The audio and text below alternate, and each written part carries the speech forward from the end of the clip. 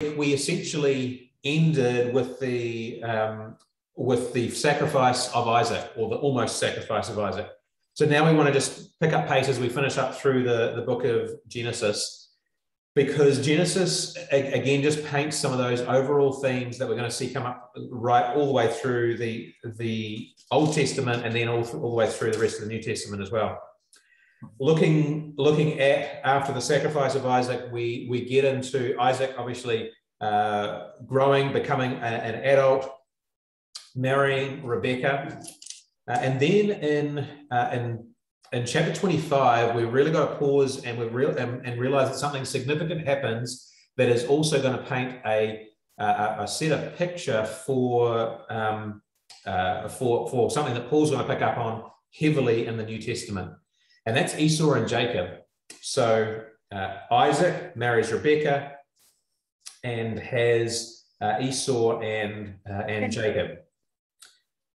And so Esau and Jacob, if you've got your Bibles in chapter 25, verse 23, when the Lord is talking to Rebecca, perhaps pick it up in verse 22. The children struggled together within her, that is Esau and Jacob in the womb. And she said, if it is thus, why is it happening to me? So she went to inquire of the Lord. And the Lord said to her, 2 nations are in your womb. 2 peoples from within you shall be divided. One shall be stronger than the other, and the other shall serve, and the older shall serve the younger. And right there, while the 2 babies are in the womb, I think we have a very clear picture of God's intention to elect. Whatever we want to say about the doctrine of election, whatever we want to say about God's sovereign choice in salvation, we can't get past the fact that God specifically chose Jacob, and he specifically didn't choose Esau. He had 2 very different paths set out for them. And so that is, in this particular scenario, this particular event is picked up in Romans 9. And Paul makes the case from Esau and Jacob that there will be some who are called to, who are elected to salvation, and some that will not be. That doesn't ever, even in the Old Testament's narrative, that never ever decreases the responsibility that the individual has, right? It's always, those 2 things always get put side by side. Yes, God is sovereign and chooses. He chose Abraham. He chose the nation. He's going to choose the nation of Israel pretty soon. Well, he essentially does here in the narrative of Esau and Jacob. And so he always puts those 2 ideas beside. He chooses, yet people are still 100% responsible for their decisions and the path that they take. So we've got to do the same thing, don't we? We've got to realize that God chooses and hold that intention with the fact that he also says that we are responsible for the path that we take. Cool. So the one that God chooses, then the narrative starts to follow that person in terms of Jacob. So we see that through 27. And Jacob goes on quite the story in terms of marrying 2 sisters. So we're not going to get into that narrative too much. But then Jacob has 12 sons. So those are listed at the end of chapter 29. But let's flick through. We'll get to we'll get all the way over to chapter 37, and we pick up here on Joseph. Joseph becomes a very clear type for Christ. Have we come across the term typology before? Anyone come across that particular term and want to give us a bit of a definition of typology? Yeah.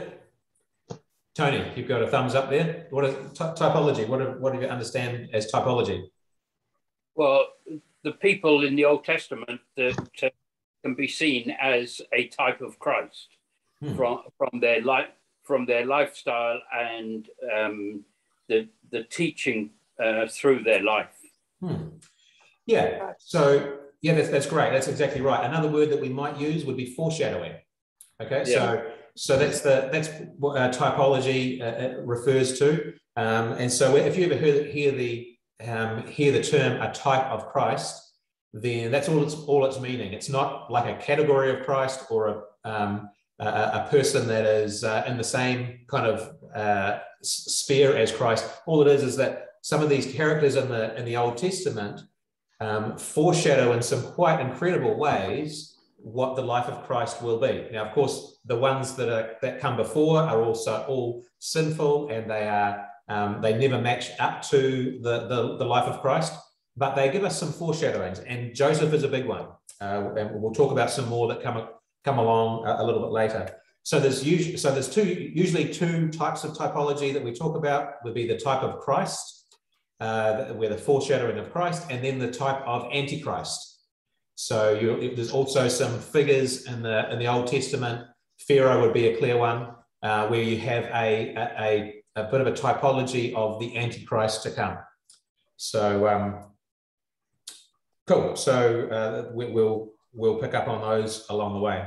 But some of the things that we'll pick up on Joseph, though, is that he is. I guess when we look at the overall picture of Joseph, there's a handful of things that we realize. One, he is one of 12. Now that's similar but a little bit different to Christ, right? Jesus had 12 who followed him, but he is the idea of the 12 brothers there together is significant. Have we ever noticed who it was that specifically betrayed Joseph? Who was it? Sorry, you might need to unmute someone if you want to yell out. What, in terms of name or the name? Yeah, the name. The specific one of the 12. In fact, there's a couple that are kind of working together, but there's one that has a particular role in terms of selling Joseph. Which one was that? Simeon. Simeon has a part to play, as does Reuben. I think Reuben was the one that tried to help him out. But what's in verse 20, in chapter 37, verse 26? Judah, yeah. Who's the actor there?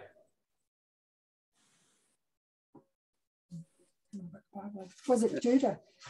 Judah. So Judah said to his brothers, "What profit is it if we kill our brother and conceal his blood? Come, let us sell him to the Ishmaelites." Right? Now. He was saving him, really. What's that, sorry?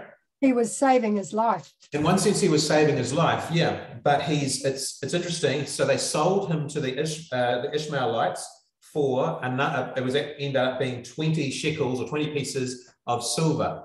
Now, what's the Greek way of pronouncing Judah? It's pronounced Judas. Oh. It's the exact same name. Who was it that sold Jesus to the Romans? Right. Judas. It was Judas, yeah. So he's sold him for I believe it was 30 pieces of silver in the Garden of Gethsemane, wasn't it? But the parallels here are unmistakable. So Joseph, one of the 12, got 12 around him, and he is sold to the enemy by Judah or Judas. Exactly same name. In fact, if you read the Greek Old Testament, the name there is Judas. All right, it's just it's unmistakable.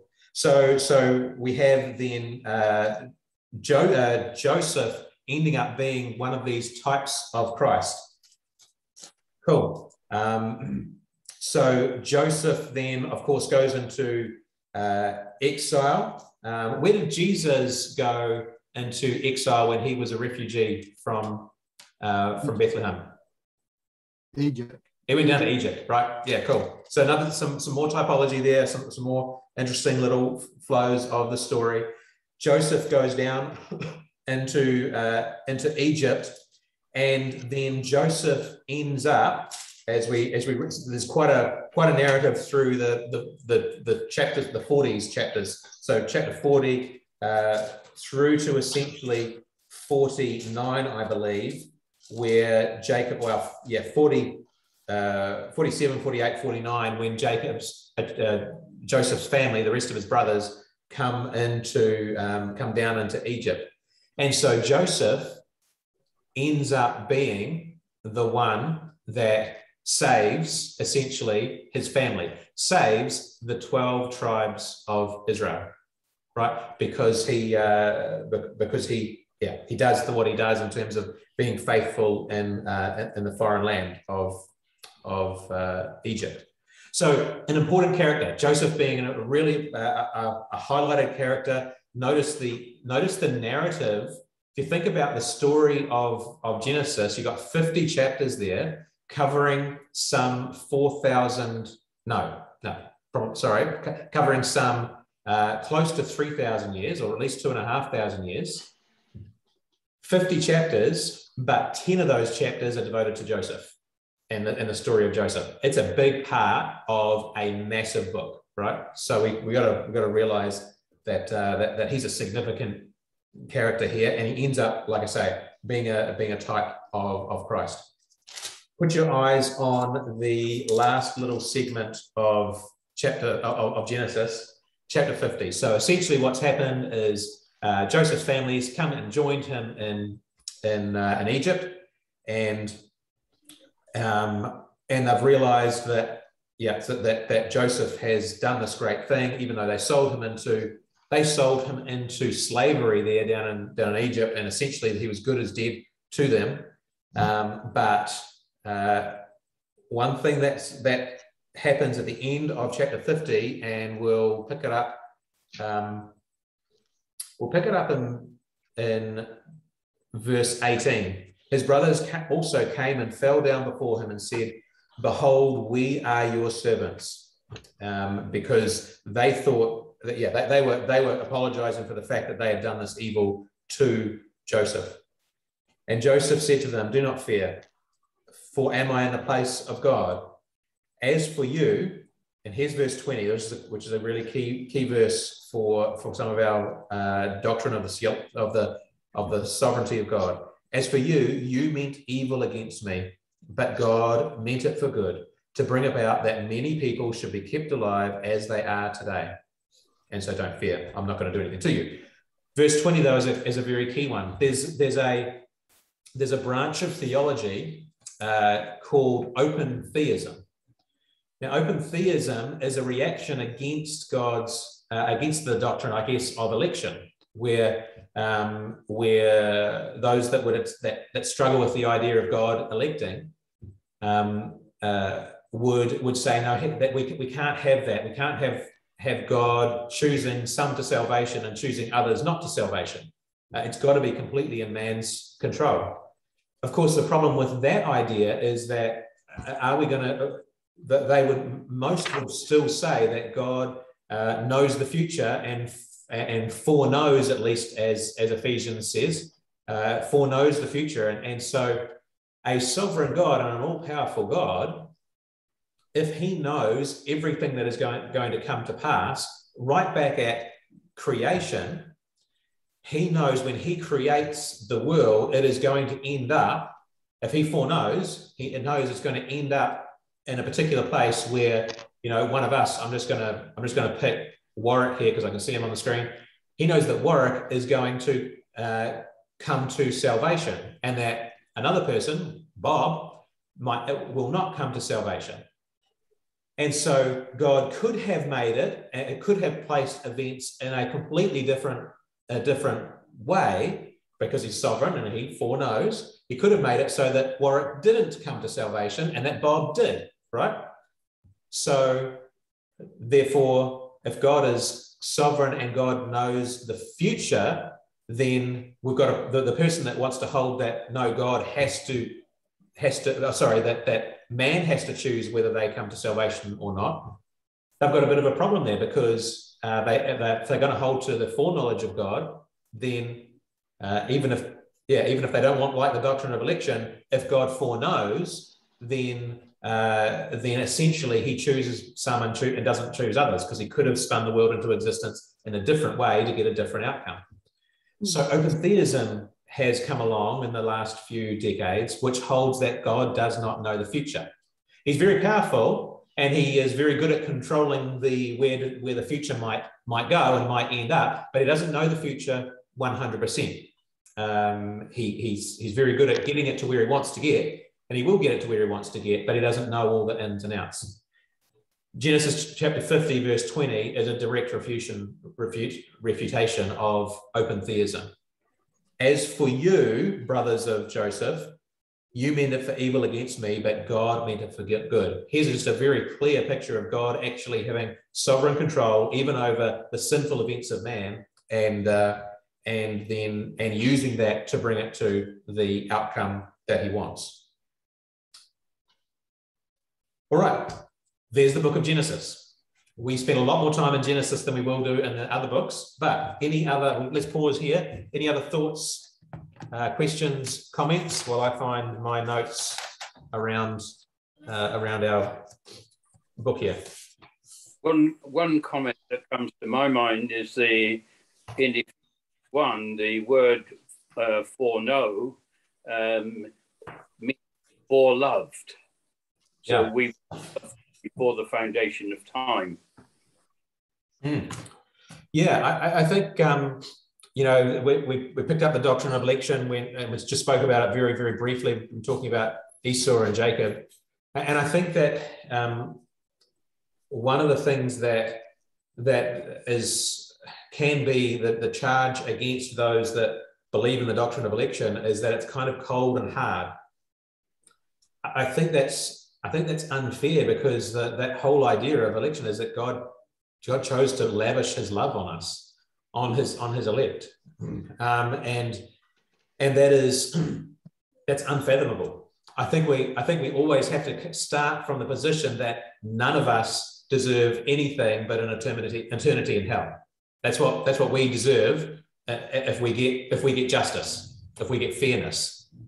Yeah, so election is a very loving doctrine, I think. Yeah. But without doubt, God loved the world. Yes. We can see it in the way he provides for the world, sun, the rain, and everything else.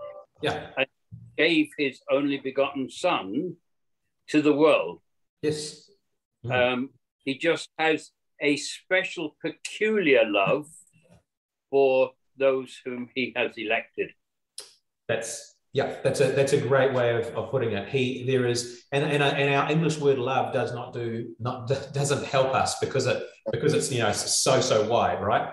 But there is different ways in which God does love. He sends rain on the just, on the fields of the just and the unjust, right? On the righteous and the unrighteous, and he will lovingly care for the world. And he also has a general love for the entire world, and that he desires for the entire world to know of him and to come to him. Yet he has a very particular love for his elect. That I think that particular or peculiar love is very telling there. It's a good word. Cool. Anything else from the book of Genesis before we come back to our notes on page 8?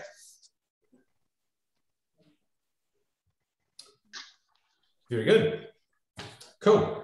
So let's just have a look at. We're picking up on page 8, halfway down there when we're looking at the book of Genesis. So some primary information about it before we hit just some helpful things around it, or some practical advice. So Moses is the author of Genesis. He's the author of the first 5 books. Genesis literally means beginning. Okay, we understand that even from our English use of the word Genesis. So we have the two parts of Genesis: pre-fall, which is Genesis chapter 1 and 2, and the first half of chapter 3, and then after the fall, So the beginning of Genesis, after the fall is the beginning of God's plan to redeem his creation, if you're following the notes there and wanting to fill in the blanks. Beginning of God's plan to redeem his creation. And that plan of redeeming his creation goes right through to Revelation chapter 19 and 20. Yeah, so I think we talked about that last time. We live in a Genesis 3 world, right? We live in a fallen world. First 2 chapters and the last 2 chapters of the Bible are where we see perfection. The rest of it is the story of redemption, bringing it from that state of fallenness back to a state of perfection. All right. Practical advice for study.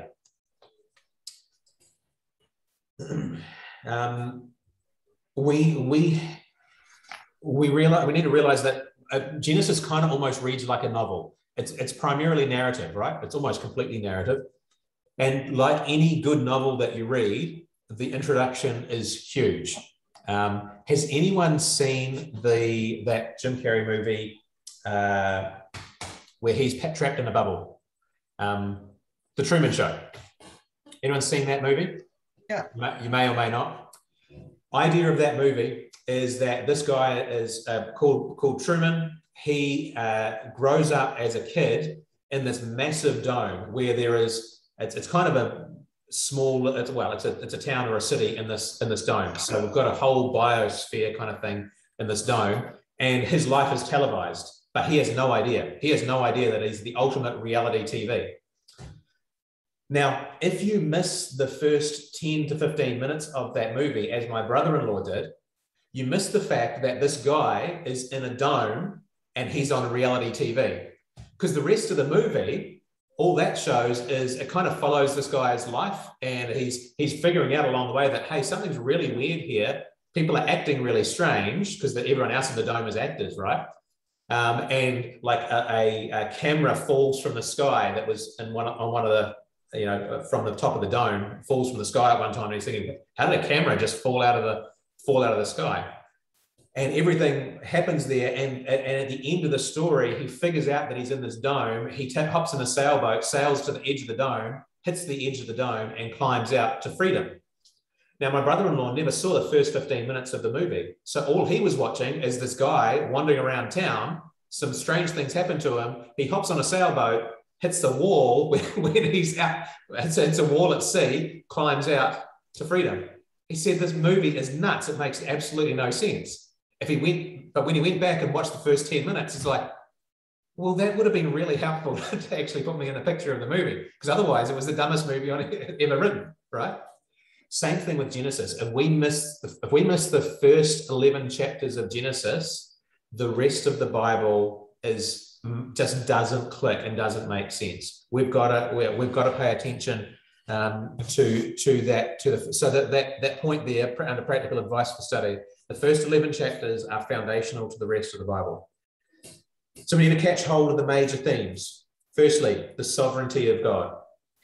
That's right from the sovereignty in creation through to sovereignty and you know what? If I want to get rid of all this creation, I am the sovereign author and I have the authority to get rid of all this creation. And we saw that in the flood. Through to choosing one group of people and not choosing another. We saw that in Jacob and Esau. And right through to actually, you know what? He's sovereign over even the sinful events of man. And we saw that in Genesis 50. So we've got to really wrestle with that idea of the sovereignty of God, and Genesis helps us wrestle with that. The second major theme is the sinfulness of man. Genesis 3, if we could do a really in-depth study in Genesis 3, because there is a whole lot that really gets launched there in Genesis 3 and actually becomes, I guess, if we were talking about typology, that becomes the type for the rest of sinful man.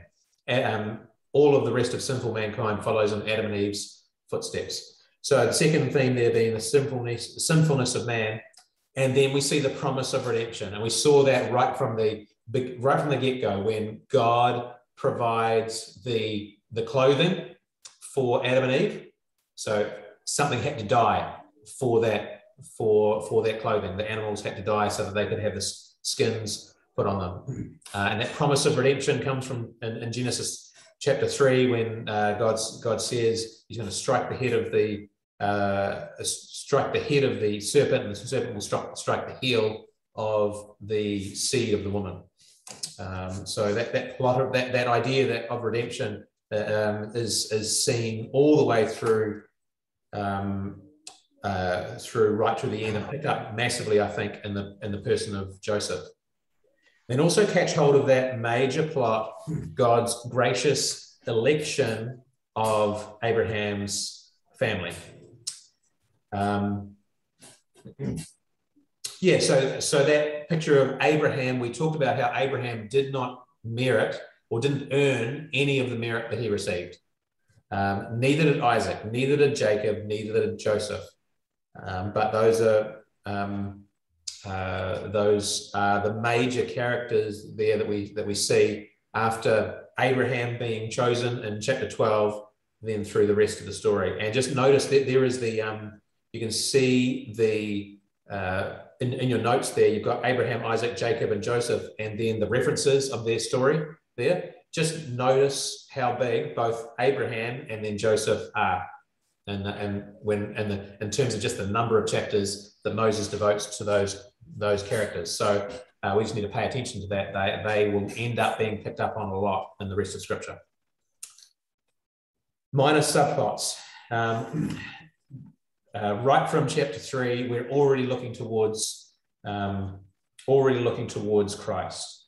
We've got we mentioned Genesis 3:15, the Isaac and Abraham in Genesis 22.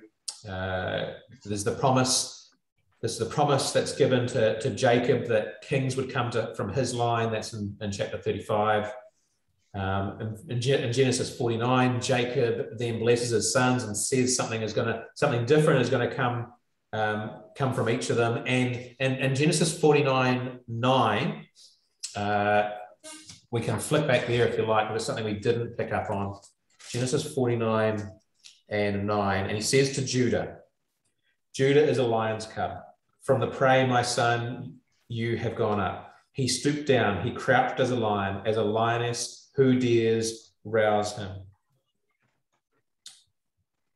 The scepter shall not depart from Judah, nor the ruler's staff from between his feet, until tribute comes to him, and to him shall be the obedience of all peoples. There's a very clear reference there that someone from the tribe of Judah is going to come as the king and as the lion from the tribe of Judah. And that scepter means that rulership is going to come from here, and that rulership is going to result in the obedience of the nations. So, of course, David comes from, we're going to pick up that in the book of Samuel. David comes from the tribe of Judah, but then, of course, after that, the lion of the tribe of Judah, who all the nations will bow down to, is, of course, Christ. All right. Also, we're on page 9 now. So looking forward to Christ is one of the minor subplots, but the other subplot is the covenants. We talked a little bit about covenants as we rolled through Genesis, but we've got many of the major covenants that we find in the Old Testament coming in the book of Genesis. So we had the covenant with Adam in the garden. We had the covenant of Noah after the flood. We had the covenant with Abraham. That was in chapters 15 and 17 of Genesis. The other two major covenants that are still to come is the law, the covenant that is given to Moses in Exodus 20, and then the covenant that's made with David in Samuel. So in 2 Samuel. So covenants becomes a major theme, major way in which the lens in which we start to interpret the Old Testament. Also, I think one of the major subplots of Genesis is the flaws in the characters. If you are if you're reading through, you look at Jacob and Esau, or you look at the guy Jacob, just some massive flaws in his life, in the way that he deals with the two wives, then the favoritism of Joseph, which sets up all sorts of mayhem in his family. It ends up with Joseph obviously being sold into slavery, and then the sons of Jacob, and all the terrible things that they did obviously to Joseph. The flaws of those major characters are significant, which I think is really encouraging. If God can use messed up people like Jacob and Joseph and all the other sons there, Abraham and the way that he lied about his wife, etc. If God can use messed up people like them, then he can use us. There's hope for us, right? I find those characters really encouraging in a negative kind of way. Cool. Last little comment there. Don't forget that Genesis was not written to answer every question that we have about the events that happened there. There's all sorts of questions that we might have around the dating of when Joseph goes down into Egypt. Lots of questions around those first 6 days of creation. What did that look like? How did we get an earth that looks like it's old? If scientists have calculated the speed of light correctly, how does a star that is 30 million light years away, how is light that's generated from that star have reached us if the Earth isn't 30 million years old, right? So Genesis doesn't try and answer those questions, right? So it's unfair of us to try and squeeze an answer out of Genesis that it doesn't answer. What it does say is that God created the world. He created it in 6 days, and every aspect of the text there would seem to say that that's 6 24-hour days, and there's, and in fact, a good friend of mine, Dave, Dave Firth, or some of you will know Dave Firth from, he's over at the Ark now, and he is editor, or was the editor of the Authentic magazine. He did a bit of study. He picked up on some others' research and looked at the word yom, which is the Hebrew word for day. And every time the word yom, so let's go back a step. It is true that the word yom throughout the Old Testament can either mean day, as in 24-hour day, or it can mean a period of time. So it's used in both senses in the Old Testament. However, every single time in the Old Testament where the word yom is attached to a number, like 3 yoms, it is always 3 days, as in 3 24-hour days. So the 5th yom is always the 5th day, not the 5th period of time. So either Genesis is the odd one out in Genesis chapter 1 when it says the first yom, the second yom, the third yom, either Genesis is the complete anomaly in all of the Old Testament, and it's saying in the first period of time, in the second period of time, or it is consistent with the entire rest of the Hebrew language that we have in the Old Testament, and that is talking about a yom being a 24-hour period of time. So I thought that was just interesting research that that's just been done around even just the language of the word yom. Cool. I think we are done there for the book of Genesis in our notes. Anything else anyone wanted to chat about before we briefly start up with Exodus? Exodus 20 verse 11 actually backs up the 6 days as well. Yeah. So grab your Bible. Let's go to Exodus 20 verse 11. Probably starts back in verse 9. talking about the Sabbath day, because 6 days you shall labor and do all your work, but the seventh day is the Sabbath to the Lord. Then in verse 11, for in 6 days the Lord made heaven and earth, the sea and all that's in them, and rested on the seventh day. So Moses is making a very clear parallel there to the working week that we have and the working week that God had in the beginning. Yeah, it's great. Thanks, Warwick. Cool. All right. So if we're staying on target, we've got about five minutes left. Let's just talk a little bit about the first little bit of Exodus. What I will do, this in your notes, let's have a look at just that primary information before we dive in here. So primary information for starters. Exodus literally means departure. So Exodus is a Greek word. We've picked up the word Exodus from the Septuagint, that is the Greek translation of the Old Testament. And if you were to read Luke's account of the Transfiguration, anyone know where that is? Is it Luke chapter 9? Sorry, I don't know off the top of my head. Great. Sorry? 18, I think. Luke 18. Yeah. Luke 18. I'm not seeing it at Luke 18. What are we looking for? The Transfiguration, sorry. Yeah, it is. It's in Luke chapter 9. So Luke chapter 9, the Transfiguration. So this is when Jesus appears to the three disciples, Peter, James, and John. He appears to them on the mountain, and let's pick it up in verse 30. If you've got your Bibles, Luke chapter 9, verse 30. And behold, two men were talking with him, Moses and Elijah, who appeared in glory and spoke of Jesus' departure, which he was about to accomplish at Jerusalem. Now, have any of you got, I know the ESV does, I'm not sure whether other translations, anyone got a footnote on the word departure there? Yep. What does the footnote say on the word departure?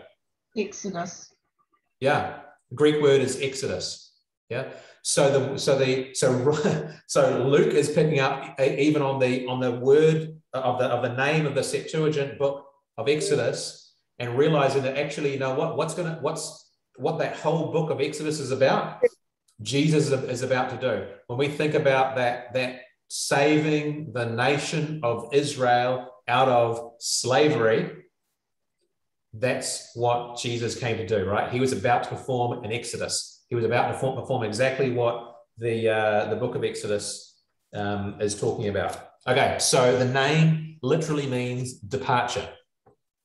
Okay, we're back in our notes on page 9. So there's, perhaps if we break it into two sections from chapter 1 to 19, God is all powerful and mighty to save. Okay, so 1 to 19 is the narrative part that we find in the movies, right? The movie story of Moses and the Ten Commandments, or Moses and the Exodus out of Israel, out of Egypt, sorry. And then from chapter 20 through to the end of Exodus, God is faithful to his covenant. God's faithful to his promises.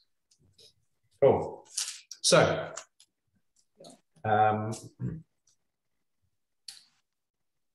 let's pick it up, and I just want to just pick up one little part of the first couple of chapters here. And so that the scene is set. The scene is set at the end of Genesis. The sons of Jacob have gone into Egypt. Now they have died, and Joseph's died, all his brothers, and all that generation.